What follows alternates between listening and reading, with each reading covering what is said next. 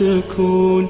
ماذا طويت من القرون، كم أمة ودعتها صارت حكايا أو ظنون. لم يبق منها شاهد وبقيت آلاف السنين تتلو كتاب وجودنا في طيه سر دفين. في طيه عبر وآيات تردد كل حين طورا تلاقي معرضا أو يهتدي فيها الفطين. أبقاك ربك شاهدا للناظرين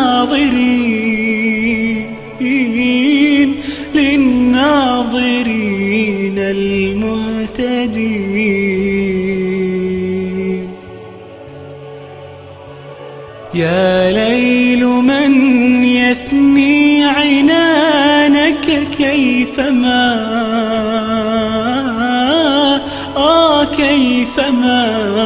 يبغي تكون.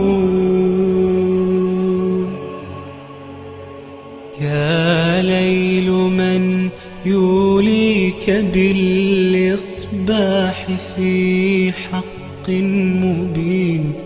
أنشاك ربك راحة يا مسكنا كل العيون. يا مؤنس العباد في سحر وقد رفعوا الآمين. كم رتل الآيات عبد حاذر ريب المنون. جأروا إلى رب الورى باري الخلائق أجمعين. سالت دموعهم على الخدين من خوف مكين. ما أعجب الليل الذي خضعت لسطوته الجفون. ما زال يؤنسني فما يهتز من حس قمين.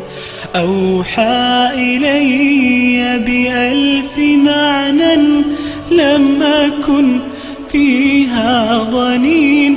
فحديثه الصمت العميق وصخبه هذا السكون. كم فتق الأفكار صمت موغل عبر السنين. كم فجر الإبداع في قلب ثوى فيه حزين. يا ليل يا مستودع الأسرار يا موج الظنون.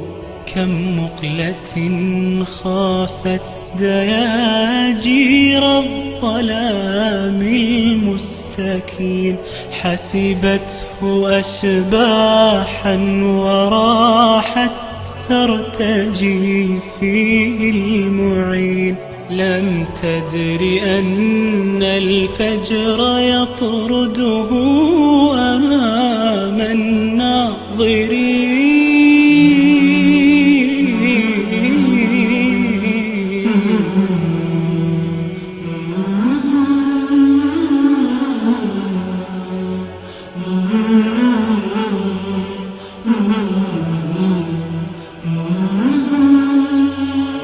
يا ليل يا بحر السكون، ماذا طويت من القرون.